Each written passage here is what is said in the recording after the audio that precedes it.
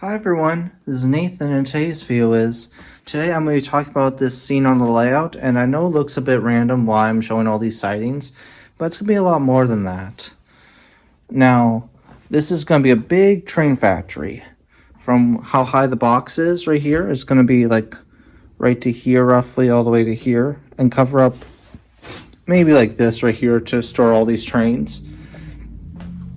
Because I'm going to pretend like this is going to keep making trains, and when I start making trains like in the factory, like pretending it to be, I'm doing it for operations because I think it'll be pretty fun. I always want to do this, and here's how it's going to work when you do operations on my layout. First, these gondolas of scrap metal, or whatever I like to call it, of goods and stuff, go right here, and the coal goes right here where these hoppers are, and they provide energy and materials for the plant, whatever materials they need to build the trains, and then the trains get built on this piece of track right here, and then the trains pull them out and they all go to the paint shop right here, and then once they're done being painted, they're going to be stored somewhere in this sign right here. I know it's a big mess, but it will be cleaned up, I swear. And yeah, that's literally half for that. But I'm going to talk about now about the this tank engine I just bought from Amazon. I bought it on a train set from China, and it works pretty well. I'm actually impressed that these work pretty well. Normally these are Model Power, but they're a cheaper brand. But the controller works pretty well. The only issue I have, which is very minor, is they're very sensitive on high speeds. So like if you put them at a little bit of a throttle, they will go pretty fast on other controllers. But this controller controls the train just fine on this one. It provides it's the same kind of voltage you would do on a normal train set, but the train runs pretty quickly, which is pretty interesting. But it works just fine. You can buy it on Amazon and it's all good. Yeah, I really like this tank engine because I like scratch paint on them. If I didn't scratch paint on it, I think it was a terrible model, but it isn't. It runs pretty darn well.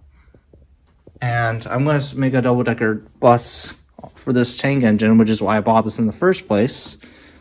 And that's going to be a future video when I scratch build on this, so stay tuned for that.